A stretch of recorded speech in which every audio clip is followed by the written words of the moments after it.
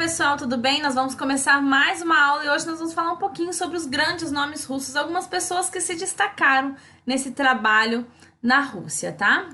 Primeiramente, relembrando um pouquinho da nossa história, relembrando sobre as coisas que falamos nas aulas passadas, né? A Rússia tardou um pouquinho para iniciar o seu trabalho cultural, né? Depois construiu aqueles grandes teatros, depois com a Guerra Franco-Prussiana, acabou trazendo bastante bailarinos, diretores, coreógrafos, e foi ali que começou a se desenvolver.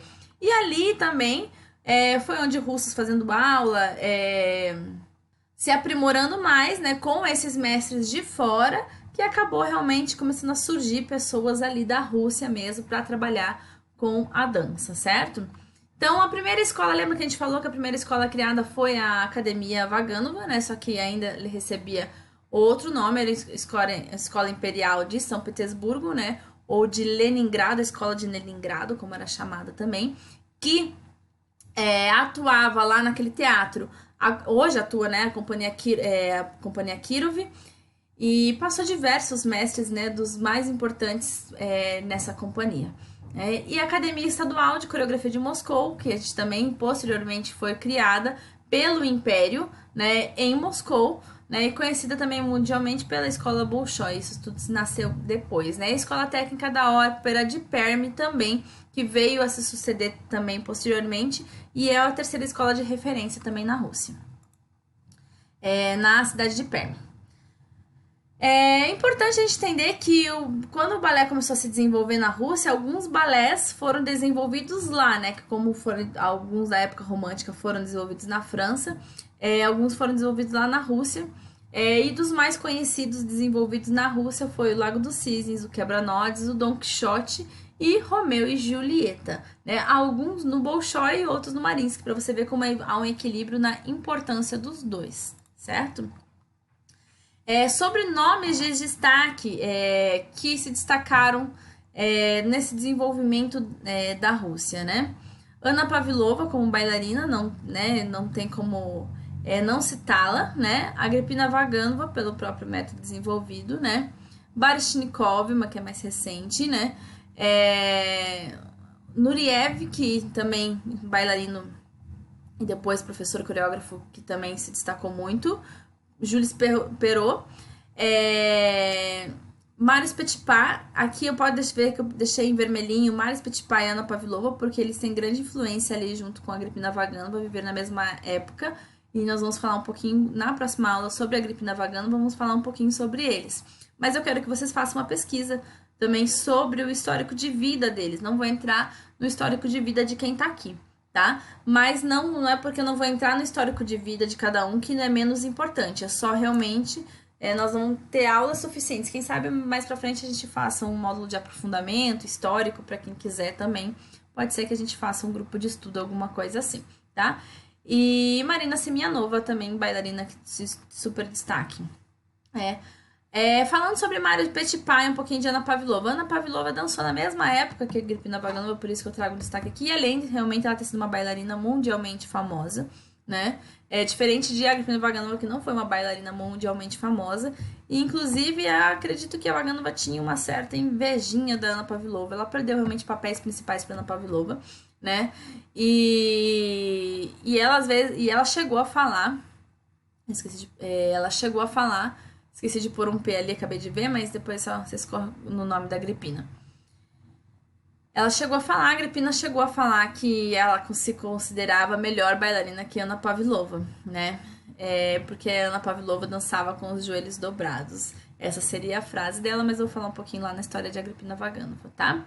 E Marius Petipa foi bailarino de grande destaque, mas, né, uma carreira de coreógrafo e diretor artístico impecável, né? Dirigiu por muito tempo, né? Coreografias e balés, assim, famosíssimos, né? E acredito também foi coreógrafo de Agripina Vaganova, por isso que eu trago um destaque aqui, porque ele tem um cruzar com ela ali, da qual ele não gostava muito dela, não, tá? Não como pessoa, mas artisticamente ele realmente a criticava bastante, e isso foi uma pedra no sapato de Vaganova. Passei aqui.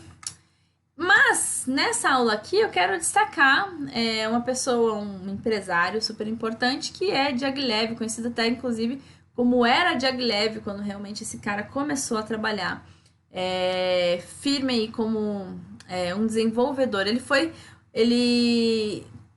foi um empresário que investiu muito alto no balé russo, né? Ele realmente fez o balé russo se transformar em um grande espetáculo. Então, os espetáculos de Diaghilev foram conhecidos por causa de uma produção muito grande, geralmente as companhias muito grandes, as criações de figurinos, cenários, tudo muito grande, tá? Então, ele realmente foi um empresário artístico do século XX, tá? E se você bater para pesquisar balés russos, já vai aparecer ele. Diversos balés importantíssimos foram dirigidos aí por ele, foram bancados por ele aí no começo, né? Então realmente era foi de grande importância o trabalho do Diaghilev, né?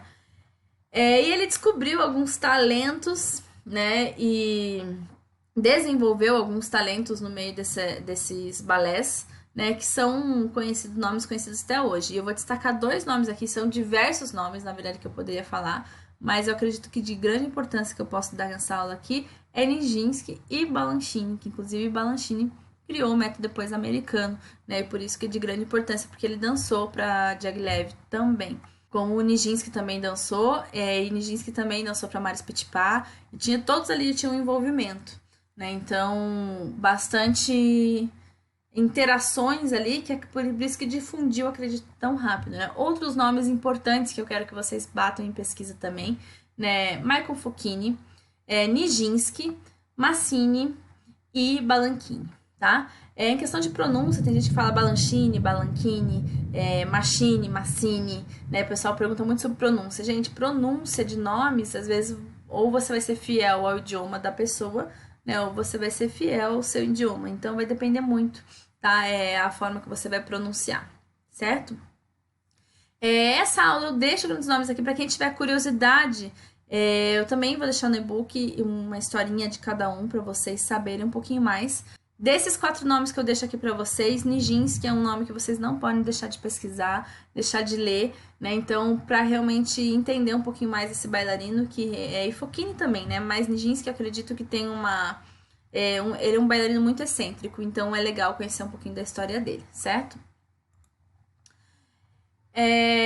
Deixando aí para leitura para vocês um pouquinho sobre a era de Diaghilev também, né? Para vocês pensarem sobre a importância, né? O que será que a era de Diaghilev, por que a era de Diaghilev foi tão importante, os balés russos foram tão importantes para o desenvolvimento da dança, certo? Nesse período. Pessoal, deixo aqui o meu abraço para vocês e nos vemos na próxima aula. Não esqueça de fazer as leituras. Até mais!